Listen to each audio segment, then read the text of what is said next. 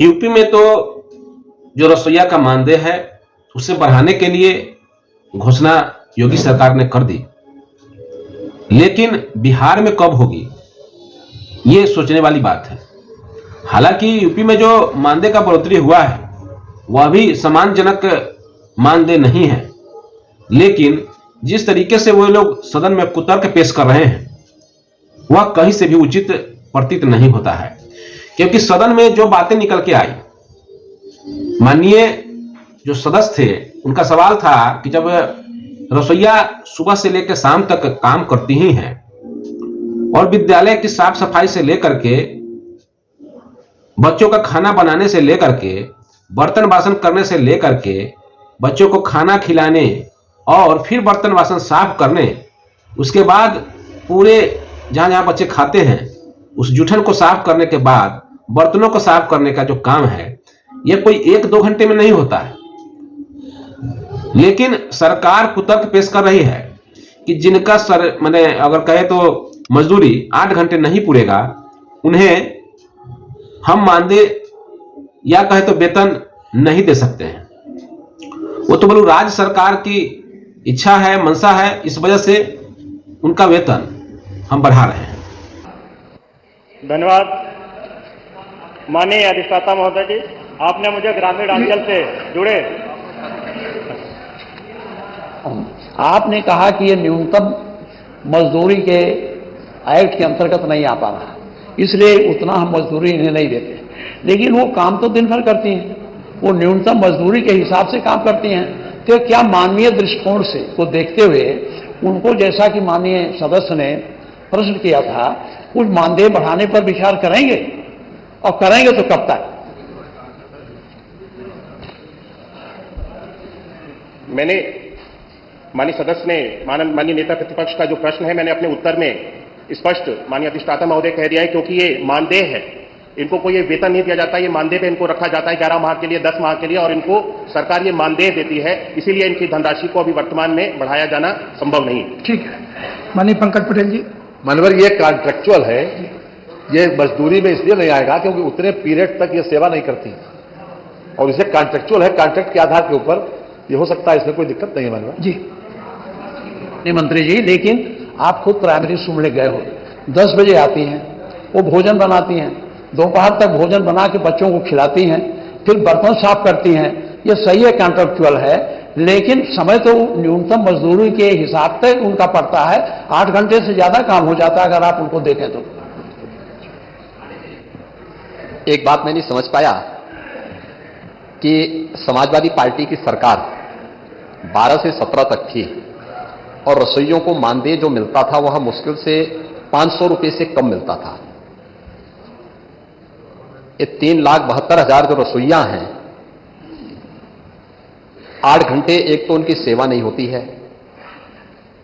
आप लोगों ने दूसरा उनके साथ अन्याय यह किया कि जिनके बच्चे नहीं पढ़ेंगे उनको सेवा से हटा दिया जाएगा। तीसरा, मनमर्जी से चयन होता था, कोई मेरिट उसकी नहीं होती थी। ये हमारी सरकार ने सुनिश्चित किया और 2022 में उनके मानदेय को हम लोगों ने न्यूनतम 2,000 रुपए तक किया है। ये हमारी सरकार ने किया है। आपके समय में, समाजवादी पार्टी की सरकार के समय में, ये पैसा उनको 500 रुपए से भी कम मिलता था, और उसमें भी चयन में भेदभाव होता था, चाहे वह आंगनबाड़ी का हो या रसोइया का। ये सभी बेहतरीन सेवा कर रही हैं और मैं सचमुच इनका सभी का अभिनंदन करूंगा, क्योंकि फील्ड लेवल में इन्होंने कोरोना कालखंड में बहुत बेहतरीन कार्य करके अपनी सेवाओं के माध्यम से शासन की योजनाओं को प्रत्येक परिवार तक पहुंचाने के लिए बहुत अभिनंदनीय कार्य किया। और यही कारण है कि आंगनबाड़ी कार्यकर्ती हो या आंगनबाड़ी सहायक हो, इन सबके मानदेय में बढ़ोतरी भी की है। इन्हें टैबलेट से आच्छादित करने के साथ साथ इन्हें अतिरिक्त मानदेय भी मिल सके। एक तो फिक्स मानदेय है और इसके अलावा अतिरिक्त भी इनकम हो सके, इसका प्रावधान भी किया गया है। बहुत सारी आंगनबाड़ी बहुत अच्छा उसके माध्यम से पैसा कमाती हैं।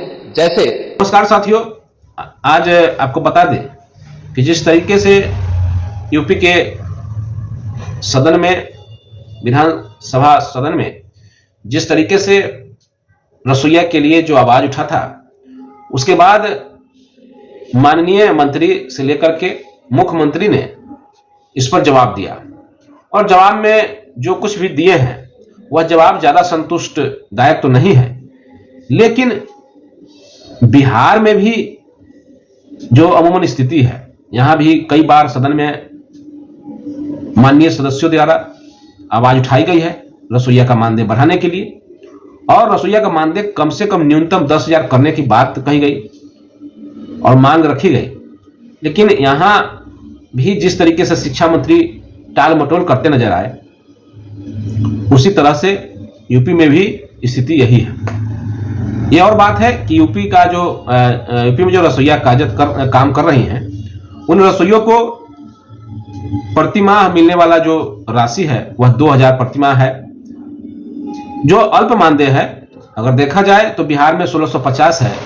ऐसे परिस्थिति में इस 1650 में बिहार में या कहें 2,000 में यूपी में होता क्या है, इससे होना क्या है? ये अगर देखा जाए तो महीने का 50 रुपया, 60 रुपया, 70 रुपया में आजकल प्रतिदिन के हिसाब से होता क्या है।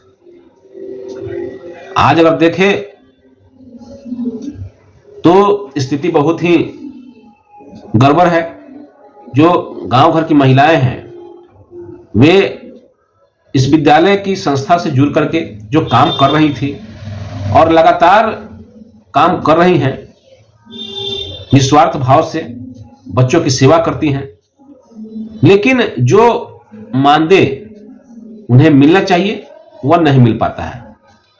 ऐसे परिस्थिति में बिहार सरकार से हम इस वीडियो के माध्यम से मांग रखते हैं कि जो बिहार के रसोइया हैं, उन लोगों का मानदेय बढ़ाया जाए, और न्यूनतम मानदेय कहें तो 10,000 रुपया निश्चित तौर पर होना चाहिए। आप उसे 8 घंटे की सर्विस से जोड़ कर देखते हैं तो 8 घंटे सर्विस अगर नहीं होगा, इसका क्या मतलब है कि आप उन्हें बंधुआ मजदूर बना के जबरदस्ती 1650 रुपये में ही काम करवा लेंगे? क्या यह उचित लग रहा है? क्या यह किसी तरह से अगर देखा जाए तो उचित है क्या? आप तमाम लोग कमेंट जरूर कीजिए, और निश्चित तौर पर रसोइया की आवाज हम लगातार उठाते रहे हैं, और रसोइया लोगों का हम अभिवादन भी स्वीकार करते हैं। उनके द्वारा मेरे वीडियो को सपोर्ट भी किया जाता है, ज़्यादा से ज़्यादा उनके द्वारा लाइक भी किया जाता है, कमेंट भी किया जाता है, और वीडियो को शेयर भी किया जाता है। और आप लोगों को हम बता दें कि आपकी जो आवाज़ है वह अन्य चैनल नहीं उठाती है, लेकिन हम अपने चैनल के माध्यम से आप लोगों की बात को रखते हैं, और आप लोगों का जो व्यूज है इस वीडियो को देखने का वह काफ़ी हाई रहता है। तो निश्चित तौर पर आप लोग का सपोर्ट हमें मिलता है, इसके लिए आप लोग को हम धन्यवाद देते हैं, और इसी वजह से हम इस वीडियो को बनाने को मजबूर हैं और वीडियो को बना रहे हैं। तो आप लोगों के लिए हम लगातार सरकार से मांग करते रहेंगे, और तब तक वीडियो बनाना नहीं छोड़ेंगे जब तक आप लोगों की मांग पूरी नहीं हो जाती है, और आप लोगों का मानदेय जब तक 10,000 कम से कम नहीं हो जाता है तब तक मांग जारी रहेगा, अनवरत जारी रहेगा। धन्यवाद। जय हिंद।